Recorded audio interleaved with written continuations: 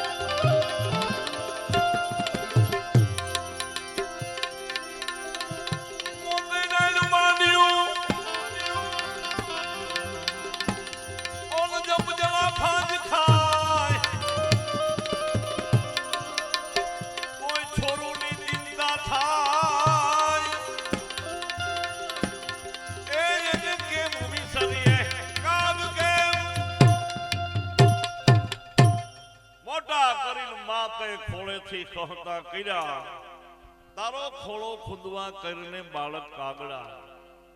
એથી આગળ દાખલા, માં મૂળ મળદું પડ્યું પછી બાળક ઓર ચલે, તો એને થોડુંક ધાવવા દેજે ઠાકરા. જીવને જેમને વાદ આલતો હોય, મોતે નાયડું માંડિયું જમ જડાફા ખાય, અને તોય છોરુની ચિંતા થાય અને કેમ વિસરીએ કાગડા. જીવને જમને વાદ આલતો હોય તોય દીકરાની ચિંતા કરે, ઈ પાત્ર હોય તો માં છે. માં એટલે અમૃતનું ઝાડ, માં એટલે મીઠી પાણીની વીજળી, અને માં એટલે તો નિર્ભય થવાનું ઠામ. કવિ બોટાદ કરે કવિતામાં લખે છે, એવા મીઠા હે મધુ ને મીઠા મેહુલા રે લો.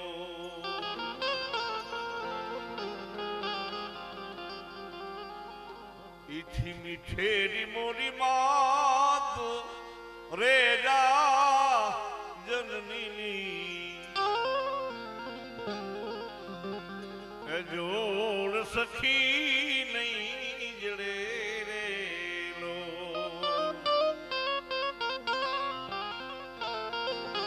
એવી જનની જોડ સખી નહીં જડે રે લો. જનની જોડ સખી નહીં જડે, પણ ભાગીરથી ગંગા એમ કહેવાય કે એટલી હિન્દુ ધર્મમાં રાયસુભાઈ પવિત્ર છે. માથેથી પંખી નીકળે ને વરસાયો પડે તો પણ પાવન થઈ જાય. એક જ કંટકો હાડરો જો તટ ગંગામાં જાય, પછી 71 પેઢીમાં ભૂતનો સર્જે ભાગીરથી. એ ભાગીરથી ગંગા એટલી બધી પવિત્ર છે, એટલી બધી હિન્દુ ધર્મમાં એને માનવામાં આવે છે. પણ કવિ બોટાદ કરે એમ કહે છે કે હે માં ગંગા, તારા કરતા તો જનનીનો પ્રેમ છે ને અતિ વધારે છે. શું કહે છે? માં ગંગા ક્યારે એનો સ્વરૂપ બદલાવી શકે, પણ માને કદાચ 5 દીકરા હોય, 2 દીકરા હોય, 1 દીકરો હોય, પ્રેમ બધાને સરખો હોય. માં માટે દીકરા બધા હરખા હોય. એટલે કવિ બોટાદકર કવિતામાં કહે છે, એવા ગંગાના નીર તો વધે ઘટે રે લો.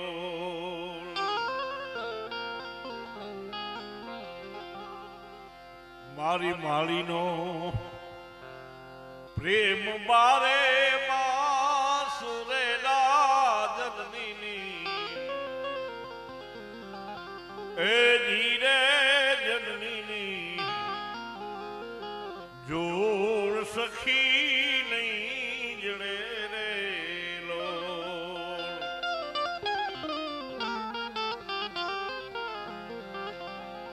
હે માં તો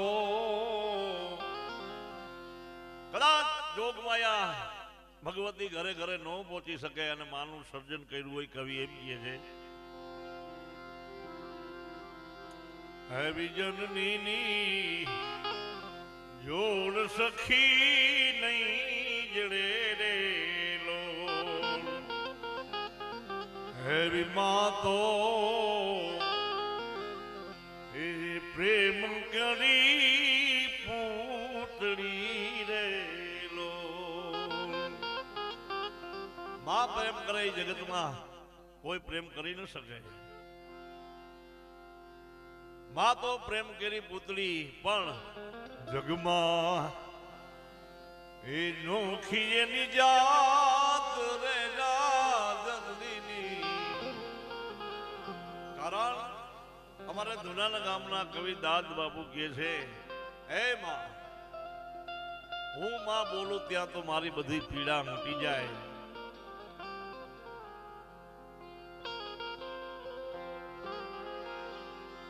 માને આ લેખવાનું આયા કોઈનું ગજુ નથી. માને આ લેખવાનું આયા કોઈનું ગજુ નથી. કલમ બ્રહ્માના હાથમાંથી હેઠી પડી ગઈ કલમ બ્રહ્માના હાથમાંથી હેઠી પડી ગઈ. બ્રહ્મા પણ માનાનો વખાણ લખી શકે. કલમ બ્રહ્માના હાથમાંથી હેઠી પડી ગઈ. દાસ બાપુ શું કે છે? કારણ કે આપણે ઘણી વાર કહેતા હોય માની તિથિ છે, માનું શ્રાદ્ધ છે, આજ માનું માસીસો છે. પણ કવિ દાદ બાપુ તો એમ કહે છે કે ઉમરાથી બાયણે પગ દિયો તમારે માની જરૂર પડે એટલે કાયમ માટે યાદ છે. એટલે દાદ બાપુ કવિ લખે છે કે હું મારી માની તિથિ ઉજવતો નથી ક્યાં.